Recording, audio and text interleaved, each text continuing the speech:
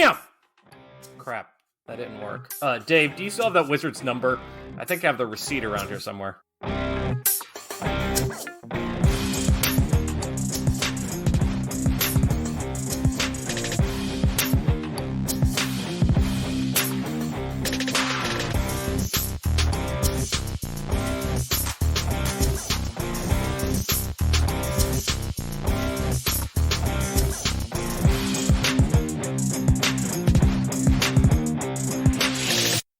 Welcome to episode 146 of the Nerd Byword. We are gathered here today to remember the life and legacy of the first iteration of the DCEU.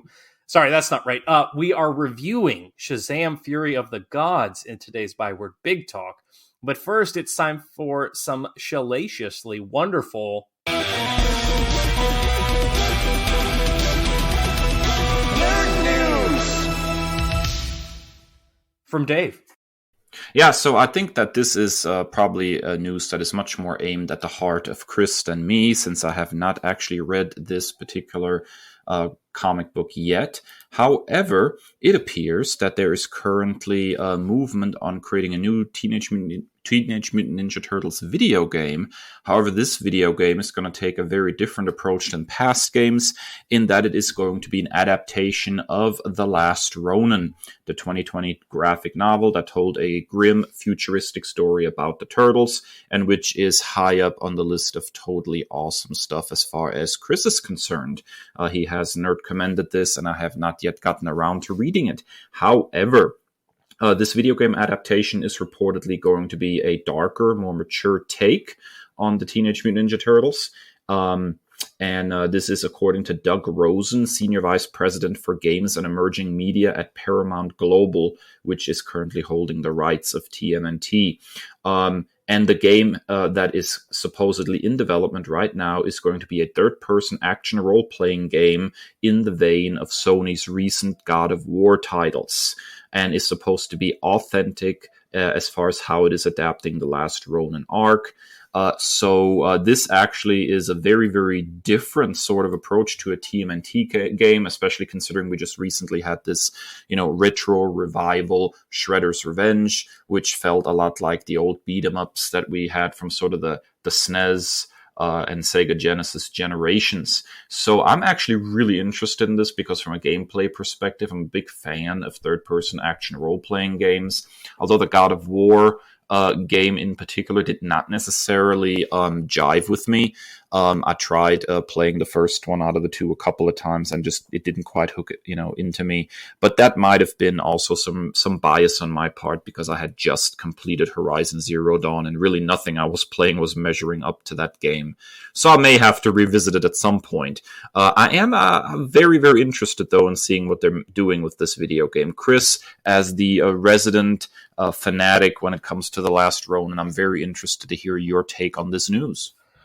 Well, it's very interesting that you say that. I'm gonna be completely honest. The Last Ronin, while I really loved it and enjoyed it, I didn't enjoy it near as much as some others did, or nearly as much as I am the current IDW comics. I still think the ongoing series, especially now that we're in the advent of the Armageddon game and like this big crossover event, like that's still the bee's knees when it comes to Turtle comics. Don't get me wrong, The Last Ronin is very good. I nerd commend it. I stand by that. It's just not my favorite of the favorites, but I'm very excited on the prospect of this video game. It's very, very cool. Simply due to the fact of everything that you mentioned. Like, we went for the nostalgia bait, which I gobbled up. Not only did we have Shredder's Revenge, which is just really fun. It's fun to play with. Like local multiplayer. It's almost like you're at the arcade. You can play with your kids, you can play with your family. And then you had the Cowabunga collection, which was just the old stuff. So I got it, and it was fun revisiting those. But I want something new now. And I've been desperate for I know technically Shredder's Revenge is new, but in spirit, it's very much a throwback to especially Turtles in Time. But I've been desperate for something new on the video game front when it comes to Ninja Turtles. I miss games like the Mutants in Manhattan. That was a fun one for the 360, and they don't even have that available on the digital store. Just kind of like a free roam kind of game, open world, and this is even more so than I anticipated. I've not played God of War, being an Xbox gamer for the past 20 plus years, but I'm very interested in that game. Not enough for me to pay $200 more for a system for one game or two, if you include Spider-Man. But I'm very intrigued by this, very excited about this. Hopefully it's not exclusive. And I'm excited to see where we go from here, because this is, very early rumblings. I'm also just thrilled for Kevin Eastman and Tom Waltz and the entire IDW team. Sophie Campbell, the work that they're doing, finally getting some recognition. I know IDW is not one of the big two, so it doesn't get as much love as it should, in my opinion. Now, being attached to Nickelodeon does give them some leeway and stuff. But then again, in the age of streaming, Nickelodeon doesn't carry the same weight that it did even 10 years ago. So seeing this, and them getting their just desserts and the acclaim for a great comic book has got me really excited. And I have to say, this is also an incredibly interesting and fast turnaround. I mean, this story started publishing in 2020, right? And so going just within a couple of years from publishing a graphic novel to having a direct adaptation in video game form, that's not exactly normal in the biz either. I mean, you get sort of broad superhero video games, even like Sony's recent Spider-Man games, but a direct adaptation, kind of like how sometimes movies adapt source material, that have that adapted from comic book to video game like that is I don't think I can think of anything offhand that's sort of a direct adaptation. I know some have used the names generally of storylines. I know there was a Spider-Man game on SNES called Maximum Carnage, but it didn't exactly follow the game the comic book story that closely. So this is interesting and a very different, I think, approach to making a video game, and I'm very interested to see how this shakes out as a direct adaptation. Yeah, it's such a quick turnaround that I had to check sources and make sure it was legit when I first saw it. And I was just like, maybe this is some fan account or something, or wishful thinking on some of these fan accounts. And no shade to them, but you mentioned the quick turnaround. It's exactly what I thought of when I saw Supergirl Woman of Tomorrow being part of Chapter 1 of the new DC universe. I was like, didn't that just come out? So yeah, I'm pleasantly surprised by that as well. Oh, me as well. I'm a big fan of Superman Woman of Tomorrow. It's not a perfect story, and I have some issues with the ending. But overall, it's such a neat take on Supergirl. I'm a big fan of that story. Feels a little bit like True Grit in space, I think. Very it's a very cool what a story. Movie that was! That was Haley Steinfeld's coming out party. God, I love that movie. Yeah, I did too. I saw that in theaters and absolutely adored it. Now, anyways, Chris, you have some, dare I say, the best news. Well, I labeled it, if you'll forgive the dad jokes and the puns, the return of the best Jedi. And so this is going to be some spoilers for The Mandalorian, but avoiding spoilers nowadays is like being the unathletic kid in dodgeball. So, which I can relate to. So Ahmed Best made his triumphant return to Star Wars, but it wasn't as big a return as we, the major consumers had thought. He was revealed in the most recent episode, as of this time of recording, to be Jedi Master Kelleran Beck, the Jedi who saves Grogu from Order 66 in a flashback scene. And so it's just really cool, especially if you know the journey that Ahmed Best had to go through, unfortunately. For those of you who don't know, Ahmed Best did the voice acting and the motion capture work for Jar Jar Binks, one of the most polarizing characters, not just in Star Wars, but of any IP franchise. And so the backlash and the bullying and the harassment was so bad that he, contemplated suicide. And so to see him return to this, and then to read the interview that we're going to include in our show notes here, it's just really, really powerful. How much he loves Star Wars in spite of that treatment. No one would excuse him turning away from Star Wars, but he loves it so deeply that not even the awfulness of the fandom menace can turn him away from that. And so in reading this interview on StarWars.com, it actually, Kelleran Beck is not a new character. He was hosting a game show called the Star Wars Jedi Temple Challenge for StarWarsKids.com.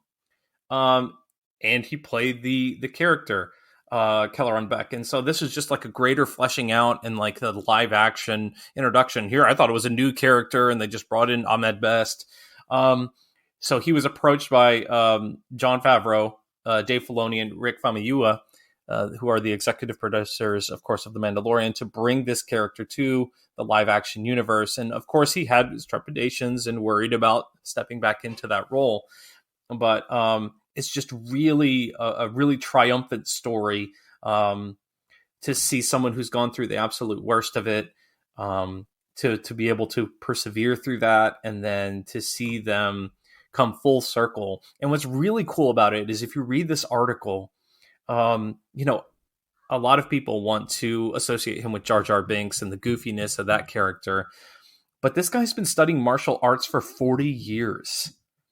And so, like, he really takes this craft seriously, and reading his thoughts on the Force, he mentions it like he's almost like surfing the Force, like when the clone troopers attack.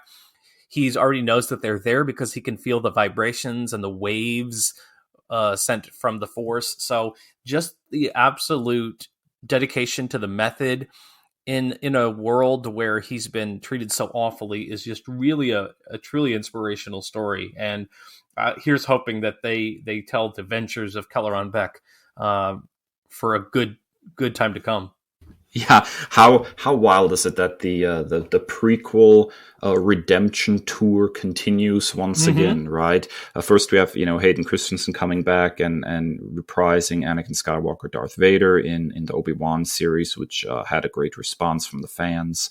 Now we have Jar Jar Binks himself, Ahmed Best making a comeback. I'm just waiting for Jake Lloyd to get a chance, right? I mean, right. He doesn't even look like baby Anakin Skywalker anymore. And here we go. There's another one that was absolutely treated horrifically for, let's be honest, nothing really that was on his shoulders. He turned in the best performance given the material that he was given, right? And I think the same thing applies to the whole Jar Jar Binks situation. Now, don't get me wrong. I'm not a fan of Jar Jar Binks as a character in any way, shape, or form. However, to put that on Ahmed Best is absolute nonsense. This was a failure in scripting. This was George Lucas all the way, as most of the problems which we've discussed in great detail before on the Byword. Most of the problems with the prequels fall squarely on George's shoulders, and the fact that there was nobody there to say no to him. And there's a reason that the best Star Wars movie by far was Empire Strikes Back, which was not directed by Lucas, and people were actually able to stand up to him and say this does not work. So I'm actually behind a great deal when it comes to The Mandalorian, but this was spoiled online for me, so I'm fully aware of the situation. I kind of looked into it a little bit, and I think it's an absolutely really cool move by the current regime to tap into the changes, I think, in the fandom. I think there is still a lot of toxicity in the fandom, especially with stuff that is currently coming out. However, I think that the winds of change have blown for a while now when it comes to the prequels, and Star Wars fans look at them a little differently these days, with probably a little more forgiving eye.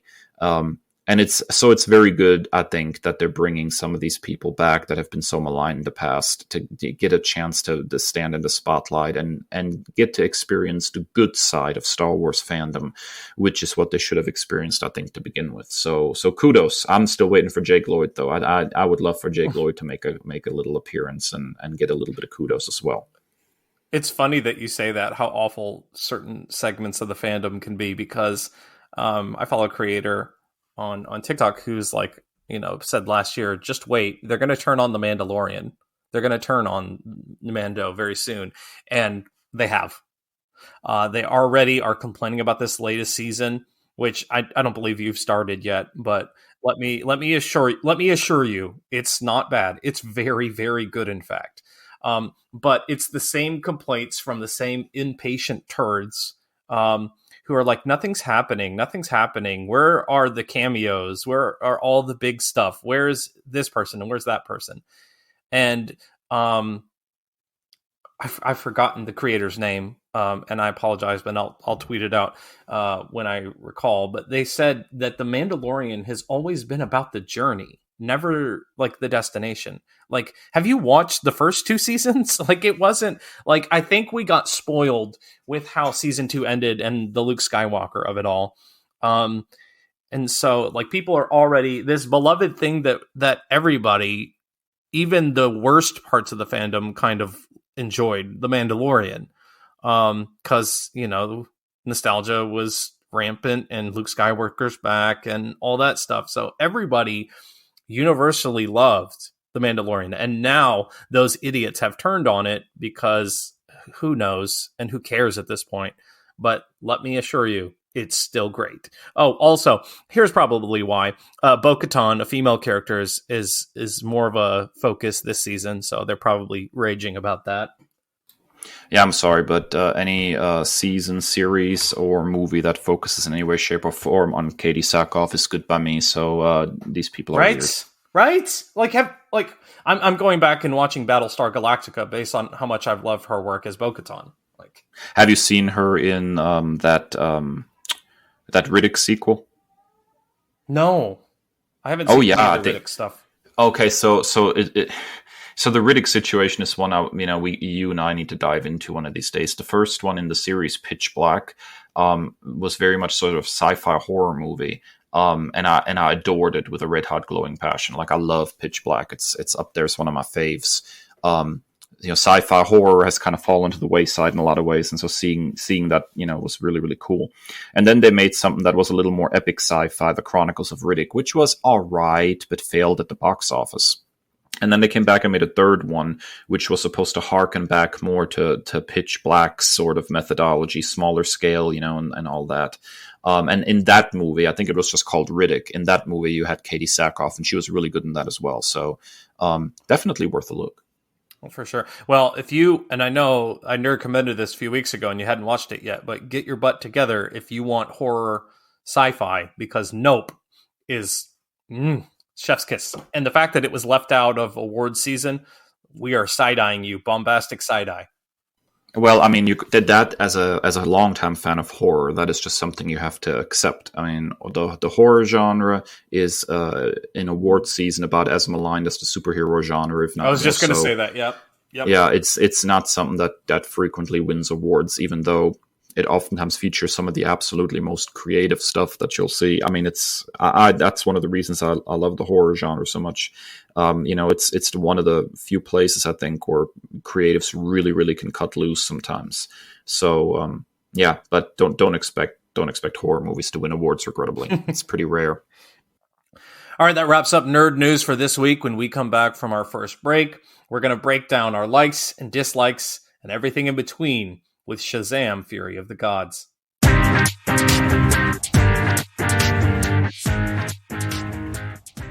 Welcome back to this week's Byword Big Talk.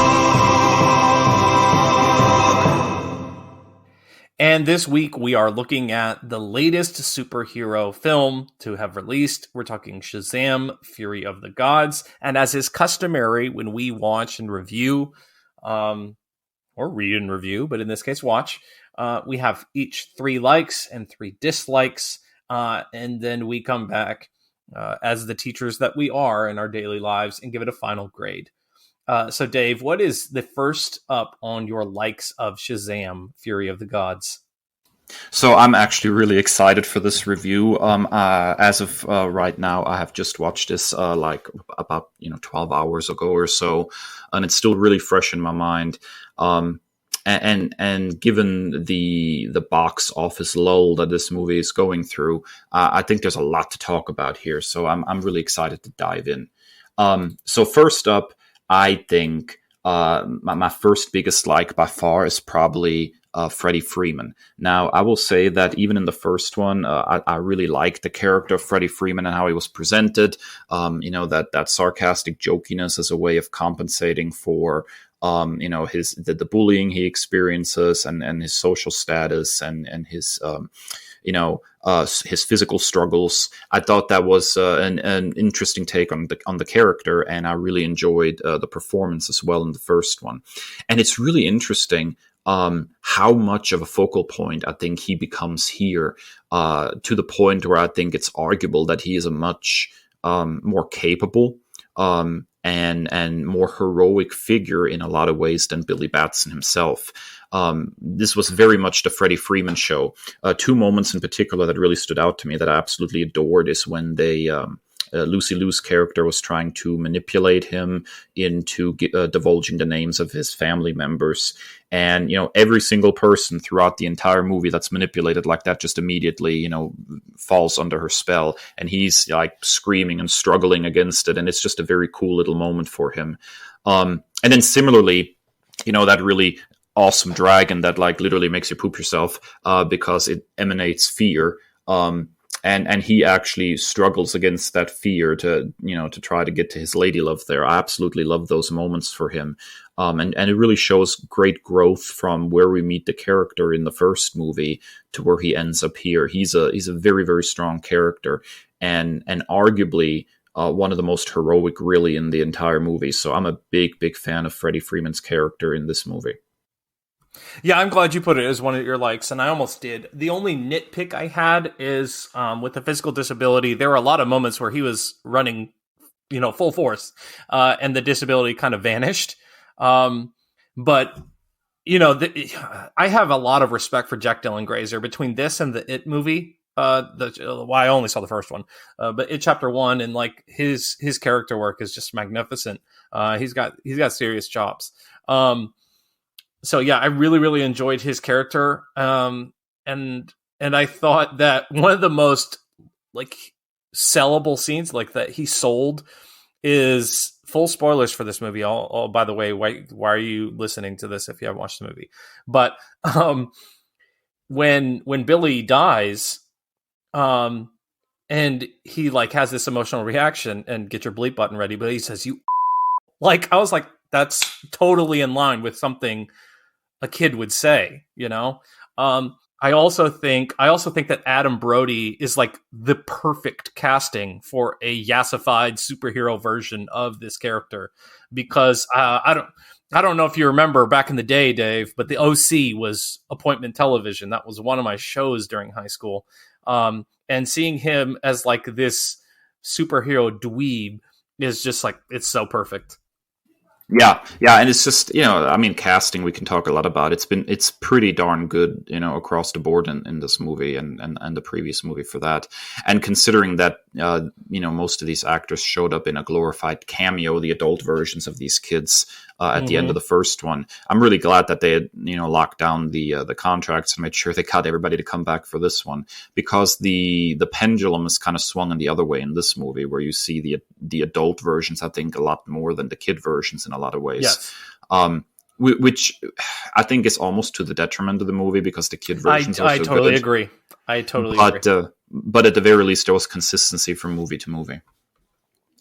All right, Chris, so that brings us to your first like of the movie. What did you enjoy?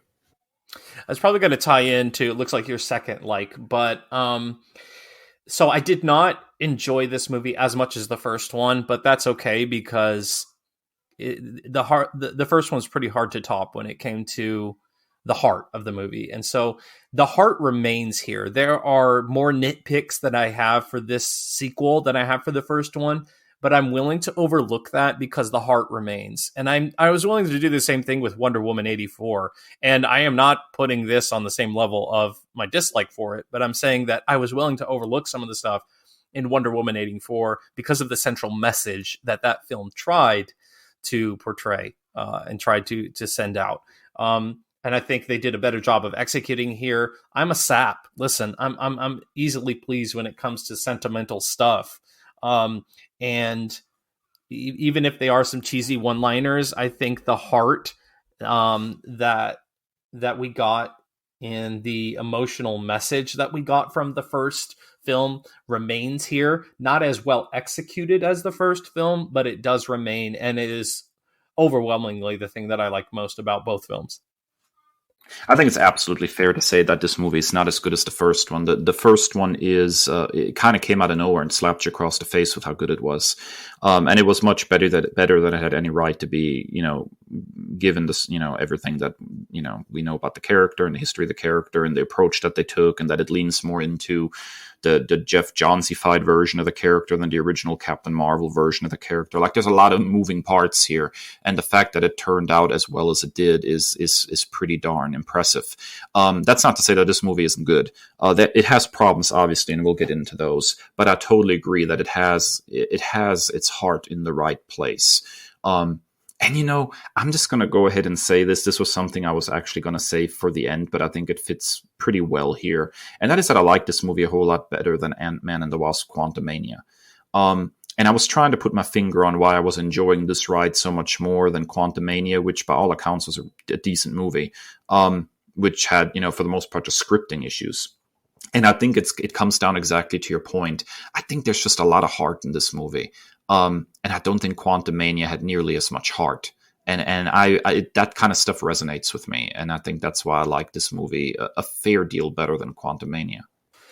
Yeah, I totally agree. I think I give Quantumania more credence in that I enjoyed it more. Maybe that's my Marvel bias. Now, don't ask me. I don't really want to visit that topic with the breaking news that we got yesterday regarding Jonathan Majors. I am not ready to dive into that, so I'm going to kick it to you for your second like of Shazam: Fury of the Gods.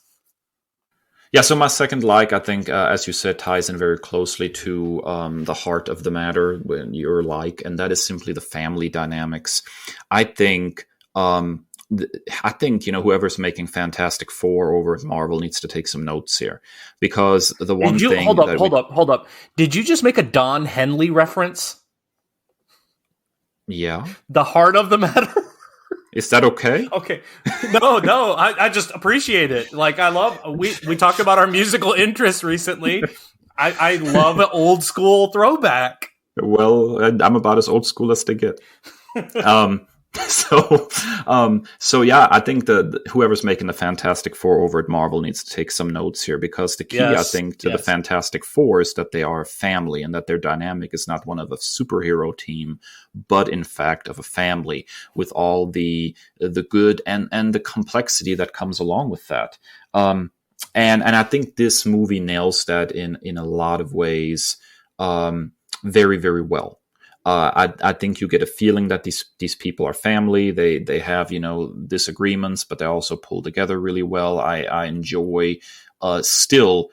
I think it still shines through in this movie as well. The idea of found family, the idea of adoption, and sometimes the people that are blood related to you let you down, but you can make your own family. Like, all those themes still resonate really strongly in this. And I also think that the sense of fear of loss that Billy's going through in this movie, I think, rings really true. Mary talking a lot about how she wanted to go off to college, and he does not really want her to leave. Freddie wanting to go off and play superhero on his own, but Billy always insisting, no, we do it all together, or none of us go. Like this. He's clinging very tightly to something that he's found, that he's afraid of losing, and I think that rings true across the board here. So I really, really like the family dynamics, and I still really enjoyed the parents in this movie, even though there was just not enough of them, I think. But I think that's something we can get into in our dislikes. There are things that were half-baked, I think is the best way to put it.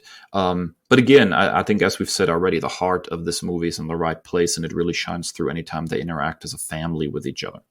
Yeah, 2 of my 3 dislikes of the film, I'm going to touch more on this, but like I said, the heart remains. At the end of the day, I was willing to overlook some of that, and I still enjoyed it as a result.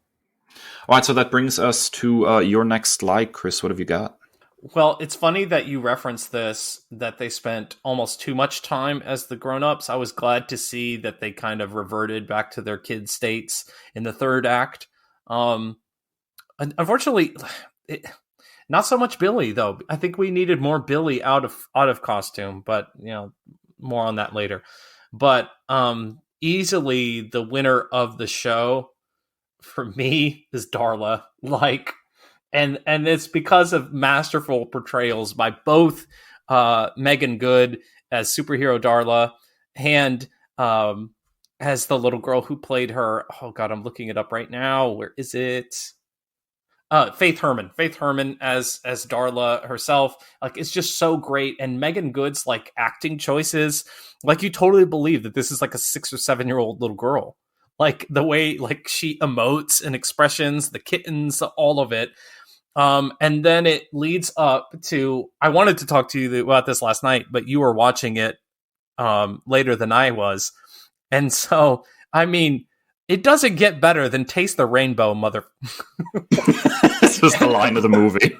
Oh my God. Like, she's so great. And she's a scene stealer. I love Darla to the moon and back. She reminds me a lot of Lunella Lafayette, Moon Girl from Marvel Comics. Just like that, like super brain, like the real one, like running the show, the heart behind stuff. And her devil dinosaur is just these murderous unicorns, and also like the reimagining of unicorns. More on that later. But yeah, Darla is the cream of the crop. She's the best of all of them.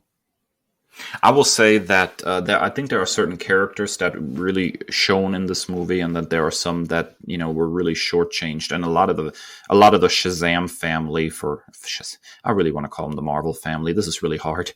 A lot of the Shazam family, The Shamley. A lot of the Shamley got sort of shortchanged. Not every character got to have their moment. But I think Darla really rose to the top of it. I think Freddie and Darla, and to a lesser extent Mary, although I wish they would have done a little bit more with Mary because she was coming across really well as well. But I think Freddie and Darla in particular really rose to the top of this whole situation. And it was really, really cool to see those two characters shine like that. There was something about Mary, man. She was like almost there. I don't know what went wrong. I really wanted Mary to have her moment, and it never quite came, which I thought was really a shame.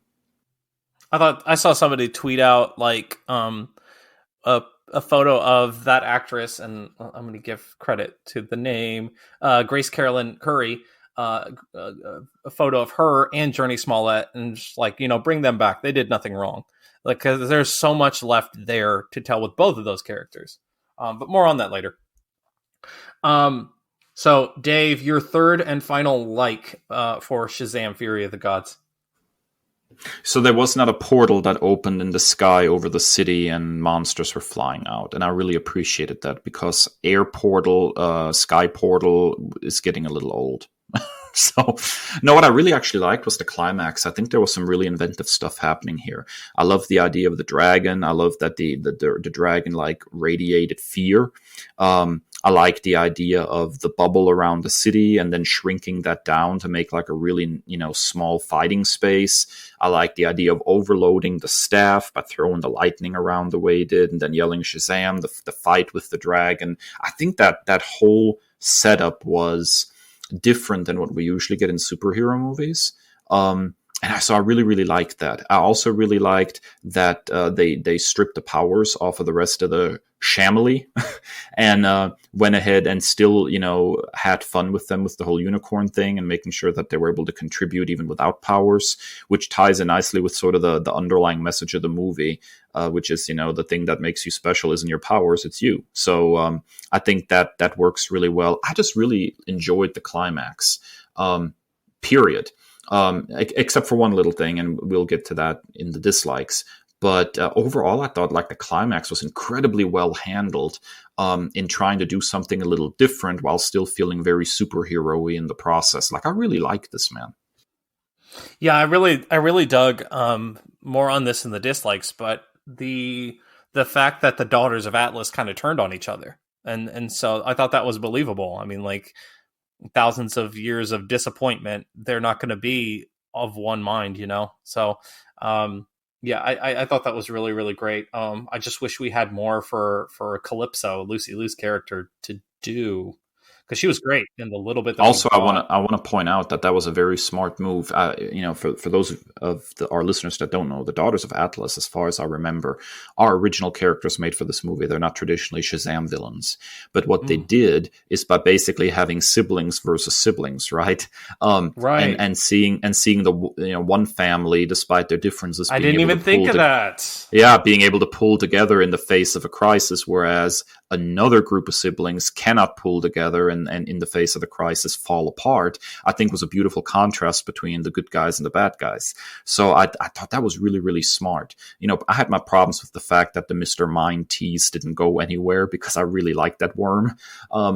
But for what they did here for original villains, I thought it was thematically smartly done. You can really tell what they were going for by how they contrasted the villains and the heroes with each other. So that really sang. All right, Kris, that brings us to your final like, and I'll wholeheartely echo that. Dude, like, I'm easy to please. This movie has heart and it has mythology. I'm in. I've loved mythology from the earliest years that I can remember. And so seeing like a full-fledged manticore, seeing the Minotaur on screen, that was so super cool. The unicorns were awesome. Like, and the fact that like Darla was like, yeah, I don't care. Here's some Skittles. So I absolutely loved everything to do with the mythological stuff, ancient Greece being involved. I'm so glad. While I say that, I'm so glad that we're kind of divesting ourselves from strictly a Greco-Roman kind of mindset when it comes to mythology and popular culture and stuff, and Norse too. My ancestry be darned. I'm glad we're kind of introducing other mythos. I was glad to see Namor in Wakanda Forever, of course. And here's hoping that we kind of diversify when it comes to mythology, because it is not just Western, religions and belief systems. So I'm always happy to see some mythological stuff, man. Yeah, I mean, wholeheartedly agreed. And I think it's fair to say that the Greco-Roman thing is just kind of baked into the Shazam character, So and a lot of DC. More on that later. Yes, absolutely. And so I think that makes sense to a certain extent, and to lean into that particular mythology for this movie. Although you could kind of see them having some fun if they were to, get to make another one and kind of radiate outward a little bit and incorporate some other mythologies. Although I still want my Mr. Mind movie, darn it. That worm is a worthy adversary, and I want my Mr. Mind movie. But yeah, I mean, I'm a big fan of mythology and world history and all that jazz. I mean, I've taught it for years, and it makes sense that anytime that history and mythology plays a role in a movie, it's going to resonate with me, and it certainly did here. The whole thing with the wizard, anyways, was really cool too. The way they kind of bolstered out that backstory of the wizard and how he got into the possession of those powers that he then passed along to the Shamily. So I really enjoyed how they kind of like built on the first movie. Even like they brought the stinking staff back, like that was such a okay. That should be my number one. Like a throwaway thing that you just assumed, oh, he broke the staff because he's a teenager, and that's something that a teenager would do. But that continuing thread was the smartest thing of the entire movie. Yeah, I even like that little moment of flashback. He's like, oh, yeah, I did that. That was me. I did that. And then I threw it in the dumpster. Yeah, and like, well, you were all there. You saw me do it. Yeah, that was. And I gave you superpowers. You're welcome. All right, Kris. I think this brings us to our dislikes, does it not? It does. So, Dave, we've kicked this can around a little bit, but let's fully dive into this first dislike of yours. Okay, so I'm a big fan of Mary's character, Mary Marvel, as she is known, of course, in the comic books. And And she's just recently had a really good miniseries, and she's just a very neat character that for some reason keeps getting, kicked pretty hard. If you go back 10, 15 years or so, and we were into the age of the DC Weekly series Countdown. Oh my God, they tried to turn her bad. She took on the powers of Black Adam, and it corrupted her. And then she's like running around in fetish gear. And like, I wish they would just leave Mary Marvel alone at one point. The cool thing is that the portrayal of Mary in these movies has been really, really good. The problem is that they really didn't give her enough to do, particularly in this movie. There is the seed of something interesting happening with the character. Like she's, sitting there reading a biochem textbook, but she's not in college. Then she shows up with a hangover to one of the meetings and says she went out with some people her own age. And apparently there's a deleted scene where she runs into some people that she knows that did go off to college, and they invite her to a party or something. And initially she doesn't want to go, and then she opts in anyways because she wants to be part of that world. Little Mermaid reference. So I think there's the seed of something there interesting for her. The struggle of, well, how do I find my way now that I didn't get to go to college, which is what I really wanted to do. But then it goes nowhere. She gets no payoff for that thread in any way, shape, or form. And I think that's a real problem, because a lot of threads do get a payoff. Like the thing with Freddy gets a payoff. The problems that Billy is experiencing with letting go, that gets a payoff of sorts. But Mary gets like zero payoff for her character arc. And I think that's a bad look, because she's such a neat character. And she's actually really well portrayed in this movie. If they would have just given her a little more to do, and they would have paid off that character arc for her. Yeah, it ties into my second dislike. So I'll save a lot of what I have to say about that. But it's just, it's funny because as a newcomer to DC Comics, there's a lot of love for this character. Like, I see it across my Twitter timeline all the time. Like, Mary Marvel this, Mary Marvel that. I'm like, I don't really know anything about this character. I mean, like, I can draw conclusions based on what I know about Shazam and like the first film and stuff. But so I was really surprised not to see her more featured. Like, it was a real disappointment, because I know how popular the character is, even peripherally speaking, and then not to feature as prominently as she should have was a disappointment. Yeah, absolutely it was. Now, Kris, this is exactly what I was not wanting to talk about for this movie, so of course you would bring it up. It's just the behind the scenes drama. As somebody who is a writer, the behind the scenes drama is always the least interesting stuff to me, and the mechanics of how the story is being told the most interesting. But it's undeniable that this is something that we're going to have to address. So take it away, boss. Okay, so we have to talk about the awkward truths about this film. The other one, the Zachary Levi being a weirdo when it comes to politics and all that stuff, that is what it is. Okay. And unfortunately, the more we kind of traffic in celebrity culture, like I said with Jonathan Majors, stuff is going to come out that we're not going to like and we're not going to agree with. So that is what it is. I don't want to sit here and have this political debate discussion. The Rock situation, the Rock of Eternity, if you will, of it all. The fact that the Rock did not want to play nice and he just wanted to fight Superman rather than the actual comic accurate character who was his adversary, was not interested in doing that at all. Listen, you will not find a bigger fan of The Rock. He's my all-time favorite professional wrestler.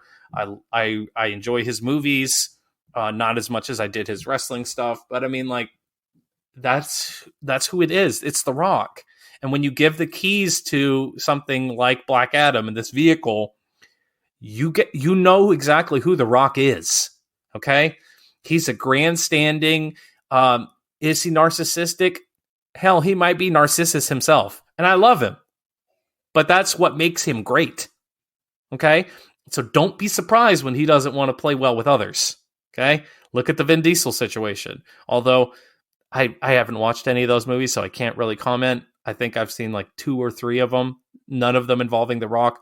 But it sounds like Vin Diesel is equally to blame as well. So I don't know. Please don't put that on me. I clearly could not care less about race car movies. I'm sorry. That's just not my bag. Okay. But the one that I really want to talk about, and as much as I try to be an open-minded individual, the one that really kind of I had to actively fight against this preconceived notion is just the reality that we are not continuing in this connected universe. Like it's if you're like you're cohabitating with a significant other and you break up and you're just waiting for them to get their stuff out. That's this movie for me. So it's and it's not that you don't have fond memories. Like I loved the first one. It's probably the biggest, most pleasant surprise in a superhero movie I've ever had. I had little to no expectations going in, and I absolutely loved it coming out. We watched it for the first time at a family Thanksgiving, and like it added all the more elements of family and love and adoration for one another because we watched it at family Thanksgiving. So it's a perfect place to watch it. So you have great memories together, but it's time to go. So like just the awkwardness of all of that kind of, it has to be stated. All of those things. Okay, so I'm going to try to just go ahead and hit these quickly and efficiently. First, the Zachary Levi of it all. It's disappointing that he has turned out to be such a weirdo, especially considering that I'm a fan going pretty far back. I was an avid viewer of Chuck. I was part of the Nerd Herd. I absolutely adored that show and was sweating bullets every season when it was on the edge of cancellation and fans had to rally to try to bring it back another year. That show is a part of me and a part of my life in a way that something like Farscape almost is. Like it is kind of seminal show in my life. And so I've always hoped that the guy would get some success out of it because his portrayal of Chuck was so good, and seeing him land Shazam was really neat. And so it's just disappointing that he's absolutely such a weirdo online these days. But that's one of the reasons why I really don't hang my fandom often on individual people, but more on characters and concepts and stories, because that's kind of, I think, where my tendency lies. The Rock of it all, I'm a big fan of The Rock as well. He was my all-time favorite professional wrestler. I'm disappointed here as well. I think, the whole like Black Adam versus Superman thing was stupid to begin with, if you ask me. And I think having Black Adam as a villain in this movie or in a future movie or even showing up in a post-credit scene or something would have been significantly more interesting and significantly more fans of the comics would be much more hyped, I think, for a face-off between Captain Marvel and Black Adam than they would be for Superman and Black Adam. I don't know if The Rock is hitting some kind of midlife crisis or something and needs to prove to himself that he's a big man by beating up a fictional alien. But hey, whatever makes you feel good. But it would have, as far as like being a team player, doing the right thing for the franchise, following the source material, all of those things, he totally dropped the ball there, and I found that really disappointing. As a fan of his wrestling work in particular, that sometimes, as we know, when you are a wrestler, you've got to you've got to give somebody else a push, and you got to lay down for them, so they can boost upward.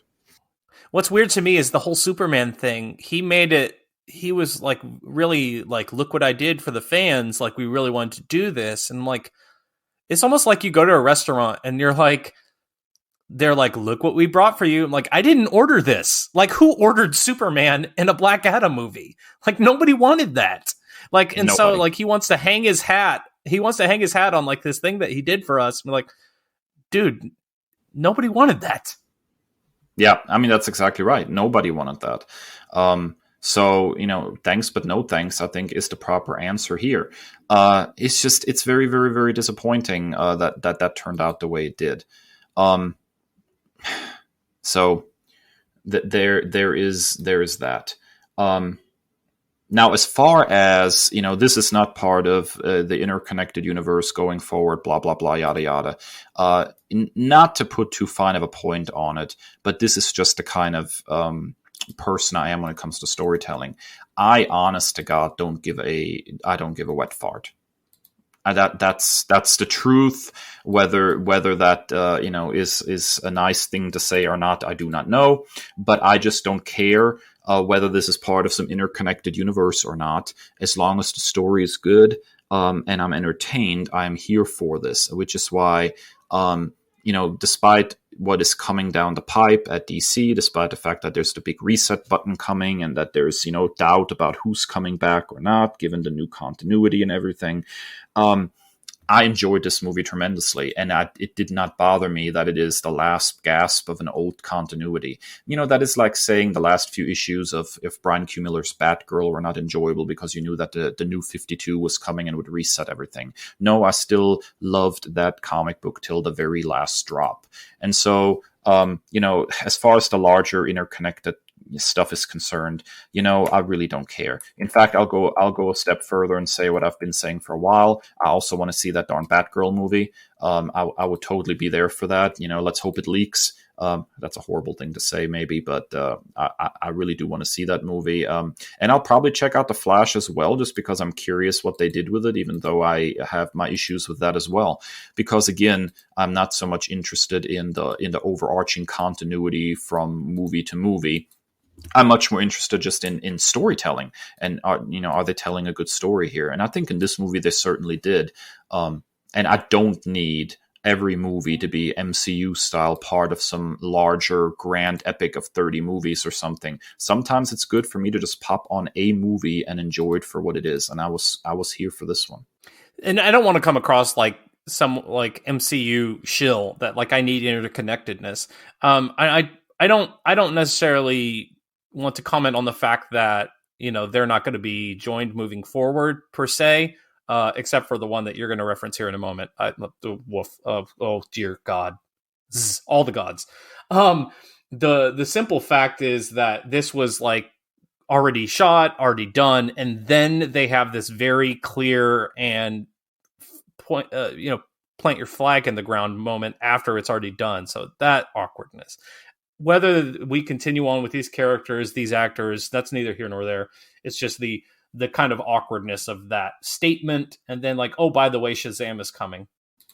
Yeah. And I think it probably has at least something to do with the way the box office went. I think that, especially among comic book fans now, there's a certain expectation that everything is part of a larger continuity, even on the big screen, and that if that's not there, then automatically it's not worth your time. That's a really, really poor attitude to have, I think.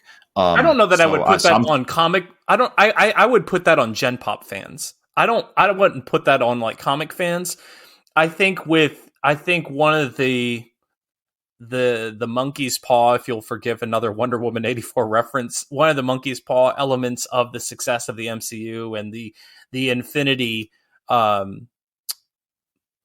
saga. Sorry, blanked for a second. The Infinity Saga, and we're seeing this already with the backlash against the MCU, is that now you've told this successful interconnected story. That's now the standard for everything that subsequently follows. That's just laughable. We have no patience when it comes to, the current phase in Marvel. We have no patience with movies like this that kind of stand on their own. So it's just, I wouldn't put that on comic fans. I think we can kind of, disseminate between that. I would put that on the Gen Pop, the normies, if you will. See, I'm not 100% convinced that is the case. I think that Gen Pop certainly has something to do with that. I think that there is an expectation among them. But I don't think we can discount the number of fans of Big Two comic book storytelling that insist on continuity as sort of the benchmark of quality. Well, this is not part of the continuity, so I'm not going to check it out, even though it might be an interesting story, is not an attitude that everybody shares who is a comic book fan. But I think among Big Two fans, it's an attitude that we encounter more often than I think is probably fair to some of the creators. Like look at something like Dark Knights of Steel, for example, which is really, really interesting storytelling. It's way, way out of continuity, right? But there are plenty of people that are saying, I'm just not going to pick something like that up because it's not part of the main continuity and therefore it's not interesting to me. And I think that is a problem that is originating. That's such a sad existence. I'm sorry. Yes. Such And I a think sad life. It's a problem and attitude that really originates, I think, in the comic book world, right? Because that is not a problem that the cinematic world had before something like the MCU came along. And I think it's definitely bled into the general audience, but I think it definitely has its roots in the comic book world. Dave, your next dislike for Shazam! Fury of the Gods. One of my favorite parts of the movie by far, and I'll keep this brief because apparently we're going like off topic every couple of minutes now. So one of my favorite things of the movie was the seed that they planted at the beginning of the movie that everybody calls Rose a mom except for Billy, and why that might be the case. And then the two share like almost zero screen time with each other for the rest of the movie. And then towards the end of the movie, he suddenly calls her mom, and there's like no build up to that, no moment of clarity for Billy. I almost feel like there's a deleted scene there or something, like there's a piece missing. Similarly, I think to what happened with Mary's subplot, there's just a piece missing that would have given emotional catharsis, I guess is the best way to put it. And so then the moment when he calls her mom at the end is nice. But I feel like if we would have had another piece of the moment when he achieves clarity that this is his mother, it would have been a much, much stronger moment for the movie. And maybe that sounds like a nitpick, but I think it was a real missed opportunity for the movie, especially a movie that leans so strongly into the theme of family. All right, so in the interest of saving time, I'm going to cut straight into my dislike because they're very similar. Yours is one of the symptoms of an overall, or one of the side effects of one of the overall kind of conditions for me in this movie, and it's, to borrow one of your terms from a previous episode, everything's undercooked. Almost everything in this movie is undercooked. It needs about another 30 minutes to an hour in the oven. I'm not talking screen time because that would be a nightmare, but the parents are barely in the movie. So Pedro has nothing. Pedro is silent. I mean, he comes out as gay. We love that for him. We support him. But that poor guy has nothing else in this movie or the previous one. Nothing. Eugene is this lovable nerd, and then he's like, I'm sorting through all the doors. That plot thread goes nowhere whatsoever. He gets no character work. He's turned back into a kid, and he's just an extra in the background for Darla's story, who I love. Love her. Mary, we talked about, that goes nowhere. And it's equally frustrating to me because the one mantra that they kept echoing was all or none or something to that effect, if I remember correctly. It's either all of us or none of us. And so we're to have that as like this through line, and then to not execute on that was disappointing.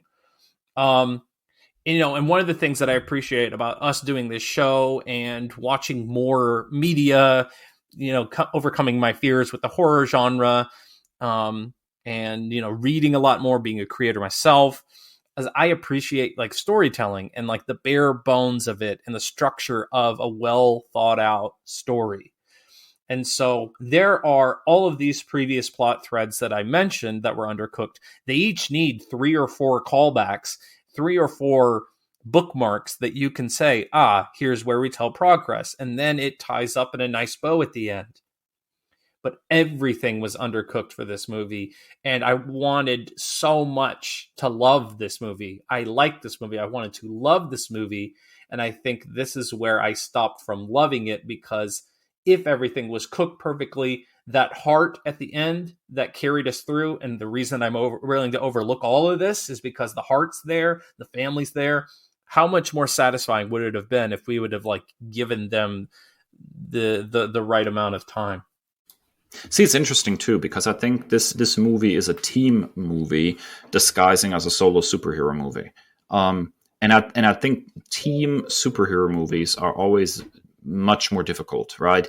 I mean, you have a lot more time in a comic book for things to breathe, right? And this movie does not have the benefit of each hero going off and having their own movie first, and then they're all well established, and then you bring them together to watch them bounce off of each other. So balancing these various characters is extremely challenging. But that was the job. right? And yeah, they did not do a great job with this, right? So we already, I think Billy's story is good. Freddy's story is good. Darla's story is good. Mary's needed a few more scenes to flesh out. And then, the other two members of the Shamily are basically just existent. And I think, there are ways to sync up their stories, with the rest and to create something where everybody has their moment to shine.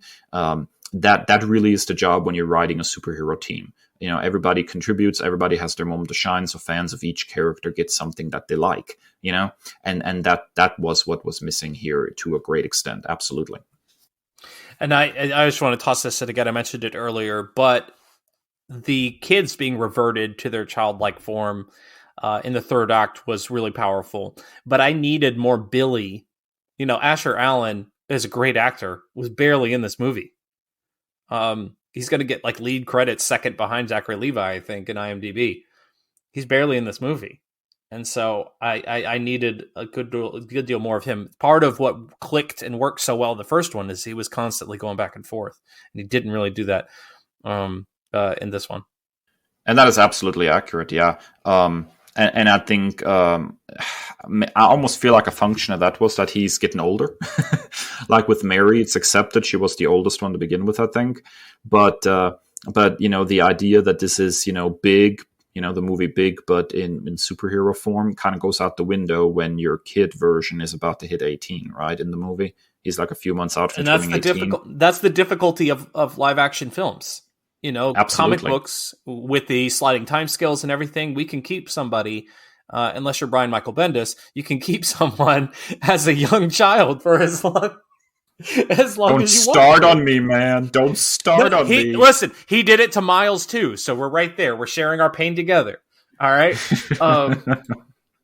But yeah, Dave, now on to my greatest dislike of this film.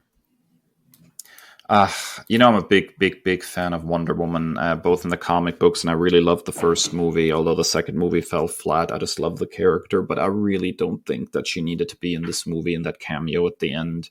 I mean, the dream sequence part where Billy is dreaming of dating Wonder Woman, and then she turns around and it has the wizard's face, was hilarious, and I'm totally fine with that. But the cameo at the end felt so unnecessary and tacked on, and also not true, I think, to the emotional core of the movie. I think it would have been much more interesting if somehow like the love of family brought him back to life or some such, like it's a little hokey. That's what this movie does really well, being a little hokey and a little cheesy. I think that would have been much more interesting than Wonder Woman randomly shows up and, with her godhood lights up the staff and he comes back to life and then walks away. I just thought it was so unnecessary and so tacked on and so tonally incongruent with the rest of the movie.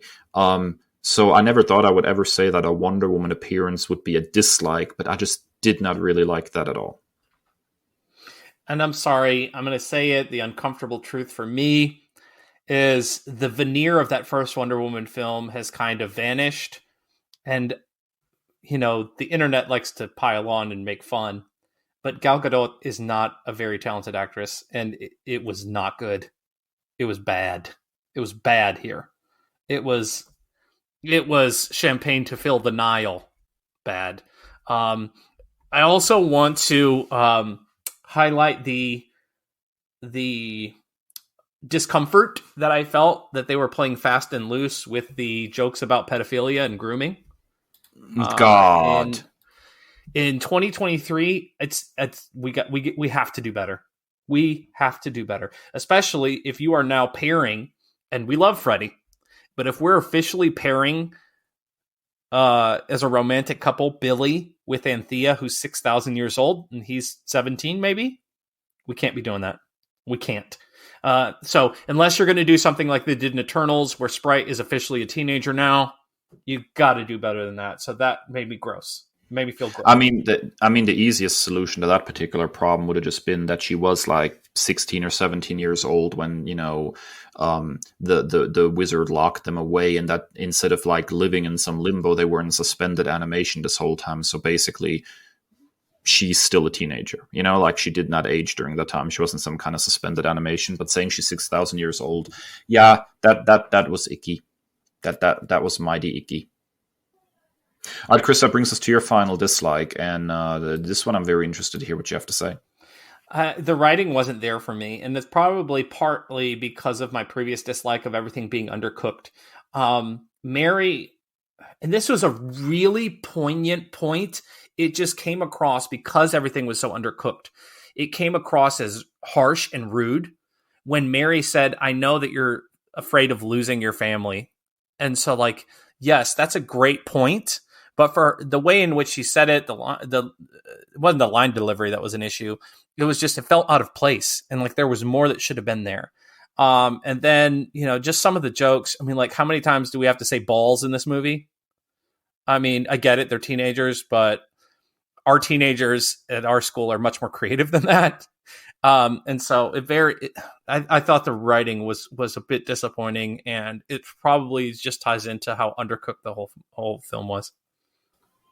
I think it got really close. I mean, that's probably the biggest thing to say. I think that what they needed was another pass by somebody over that script. I think it got really, really close to being really, really strong.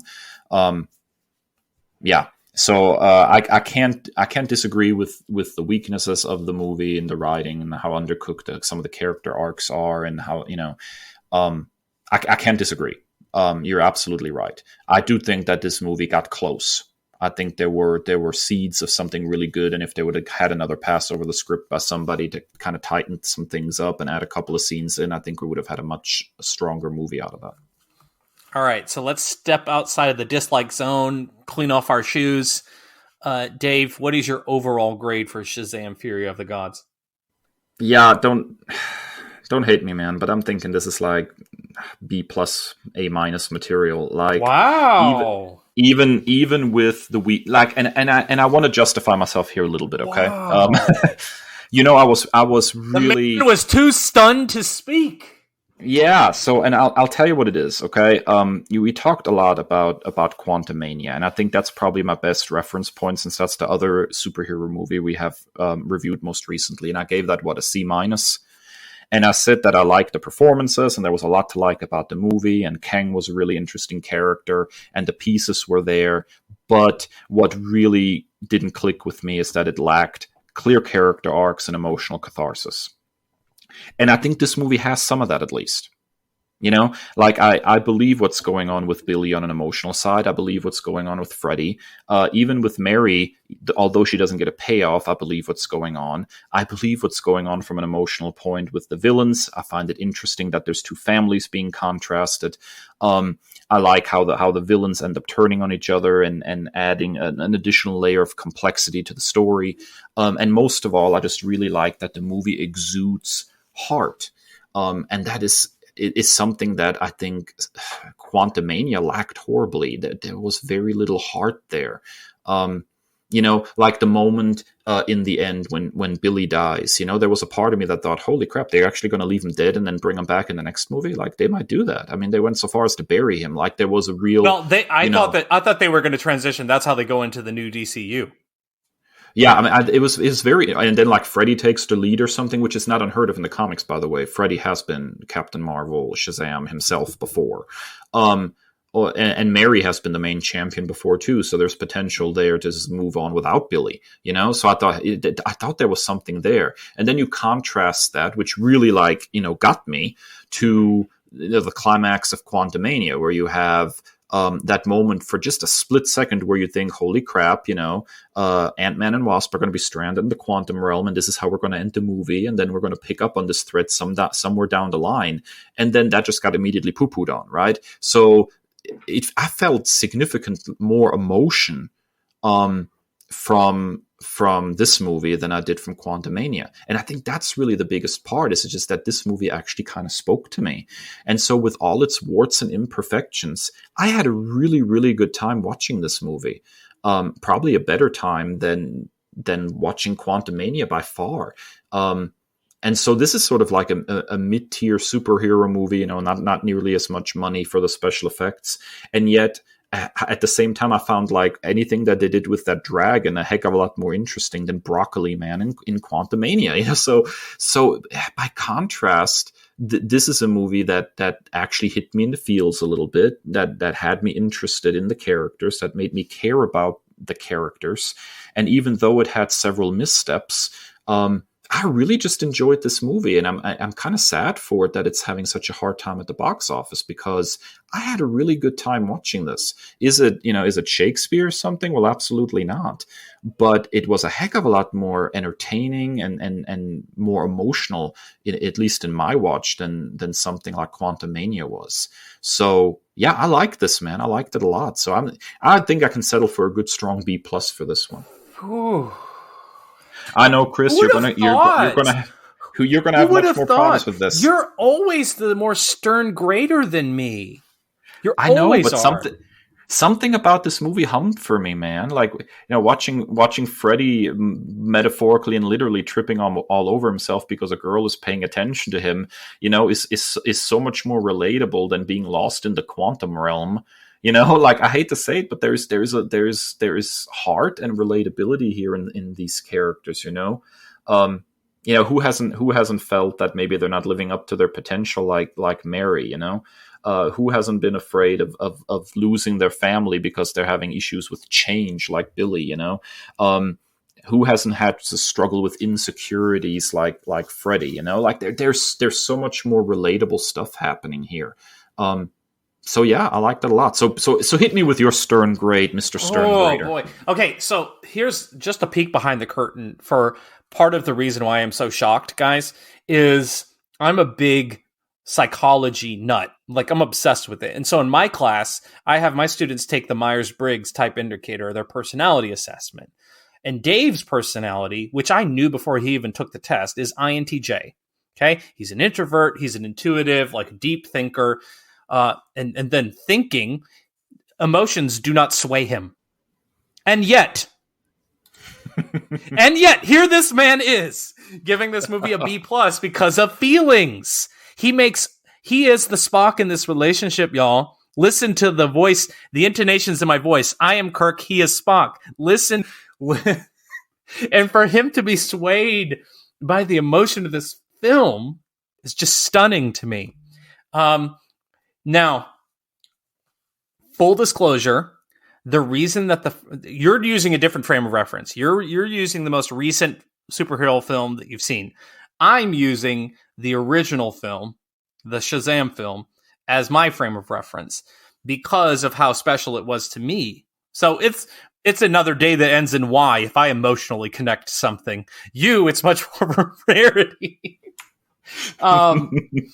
But the first one was just so poignant and it hit close to home. Maybe I'm too close on this subject, but as someone who has a non-traditional family, I'm part of a blended family where half of my children have no biological attachment to me. And so that was really, really emotional viewing experience watching that with my family on Thanksgiving. Like, I was just like, it's almost like the aligning of the planets or whatever from the Tomb Raider film, like the planets aligned watching that. And wasn't there something about the planets aligned in the first Shazam movie too? Anyway, I don't remember, man. It's been a while since I watched it. Anyways. So, taking all of that into account and all of the struggles that Billy had in this movie, that Mary had, like, those hit close to home for myself and for my kids. But just how undercooked it was, there wasn't enough TLC added in that for me. And the undercooked nature of this entire film is to its detriment. And the heart, yes, remains, and I'm willing to overlook some of it, but it's a C+ for me. It's don't worry. All of my students have 2 attempts on every assignment. They can redo something one time. So listen, Shazam and company, you have a second attempt. I suggest that you use it. I don't know how feasible that is, but I desperately wanted more. As a Lucy Liu super fan, Helen Mirren's great. I needed more from them too. The Anthea character was problematic. I can't. So it's a C+ for me. Never thought I'd see the day.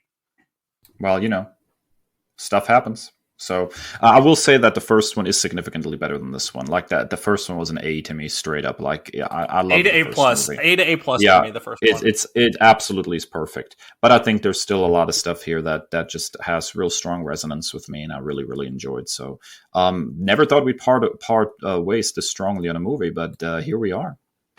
All right, that wraps up our Byword Big Talk. What did you think about Shazam, Fury of the Gods? Am I too emotional? Is he too emotional? Give us your reactions at Nerd by Word on Twitter and Instagram, or that Nerd Dave and that Nerd Chris. When we come back from our final break, we're hitting you with Nerd Commendations.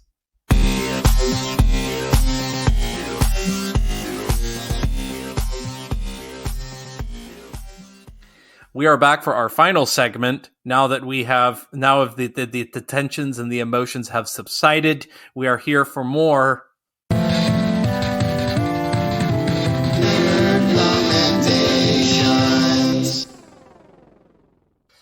Dave, I read issue 1 and I fell head over heels in love. I haven't gotten to issue 2, but please, wax poetic right now, dude. Well, we all know at this point how big of a fan of Superman I am, and how problematic Brian Michael Bendis' run was for me, and how much I've been looking for a new jumping on point. And now we're at the dawn of DC initiative, and things have really changed over in those Superman books. And lo and behold, the newly launched Superman #1 and #2 have absolutely restored my faith in having great Superman stories.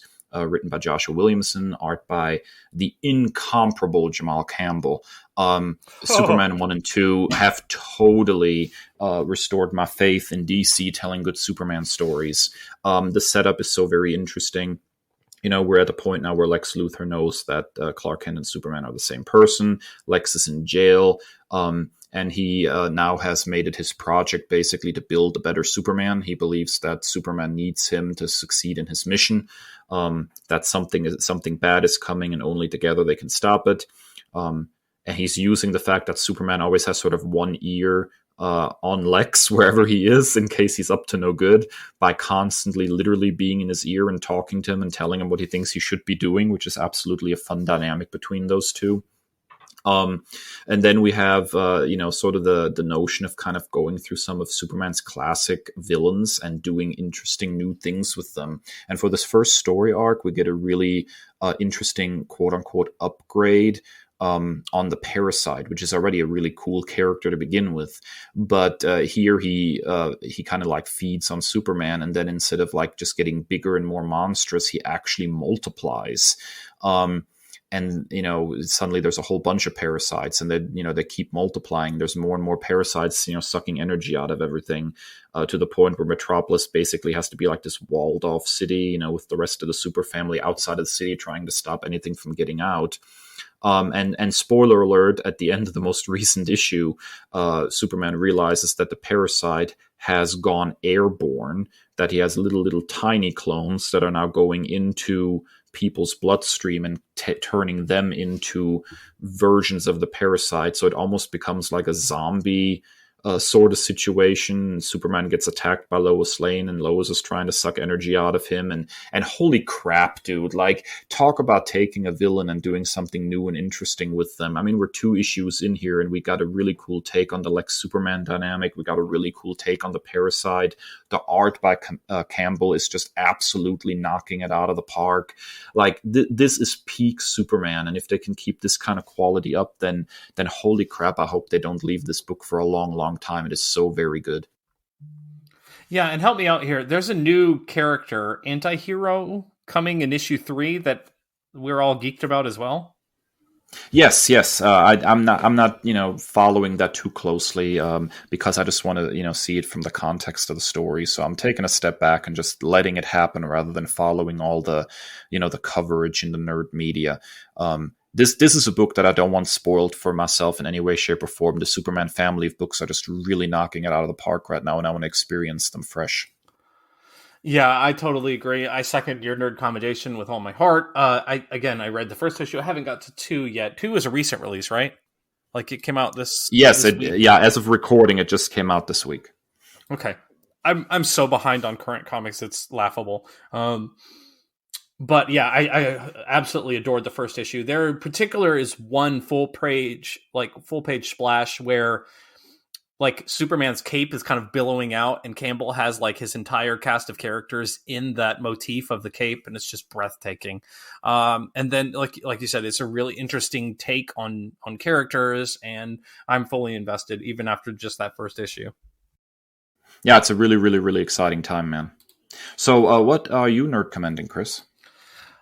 Well, we're revealing things about each other that we probably didn't know.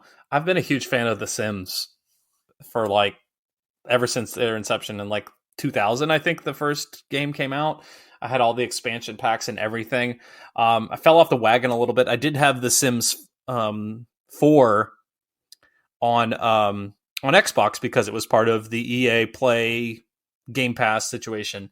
And now that I have this MacBook that I'm recording on, I've been looking for stuff to do on my MacBook, and you had suggested getting the Steam account, Epic Games as well. But unfortunately, Macs are not known for their compatibility with video gaming. Like, gaming is not the thing you get a Mac for. You get a Mac for ease of use, for work, for podcasting. And so it's been hard to find something to do. I play Mahjong and listen to the Witcher audiobooks. But then I found out that The Sims 4 is free to play now across all platforms. I had to get the EA Origin app in order to download it. So, which is EA, which just makes you giggle every time you say EA. But and everything associated with that company. But one of the few things that they get right still to this day, it's one of their calling cards. So EA Origin has their own Steam-ish app that you have to download on the Mac. But it's fine. So you get The Sims 4 free to play, and of course you can buy endless expansion packs and everything. But like even the reinvention since this game was released on Xbox, and I've had it since 2014. Like there's so many endless possibilities that you can play with this game. The Sims was always just fun to, especially as a kid, just like, considering what career paths you could be on, how your life could kind of turn out. It's just like this simulator has always been fun. And then the way that the franchise has constantly reinvented itself, even the base game, there's endless possibilities that you can do. There's even scenarios now where like you have a storyline that you have to play through as a sim rather than just, starting from scratch. So I've always loved The Sims, and you can get it on just about every platform, and it's free to play now. So I'm waiting on some of those sales so I can get some of the expansion packs. But right now I'm playing it for free $99, and it's the best. Free $99, I love that. Yeah, so I've not checked out a Sims game in a dog's age. I think the last one I checked out was The Herbs on GameCube or something. Like it's been. Oh my God, I remember that one. Yep. It's been forever. So I'm gonna have to, if it's free to play now, I'm probably gonna have to just like dig in and take a look at it one day. Because that kind of simulation stuff is actually really relaxing and fun. And I definitely need a relaxing game to play sometimes. So it sounds like something that I could really use. Yeah, it's something that my whole family, my sisters, my mom and I, we all played growing up. And so like now I told them it's like free to play. Like we're right back in it. All right, that wraps up episode 146 of the Nerd Byword. We thank you so much for listening. Please be sure to like and subscribe on your favorite podcasting platform so you don't miss anything. You can find us on Apple Podcasts, Spotify, or nerdbyword.com. And find us on social media, where you can check us out on Twitter and Instagram at NerdByWord, or individually at ThatNerdDave and at ThatNerdChris. And as always, stay well and stay nerdy. The Nerd Byword is written and produced by Kris and Dave, two nerds with a love of all things pop culture. The podcast features music by Al Jimenez, with additional drops composed by Joe Biondi. Our show art is by Ashery Design. Find us at nerdbyword.com and wherever podcasts are available.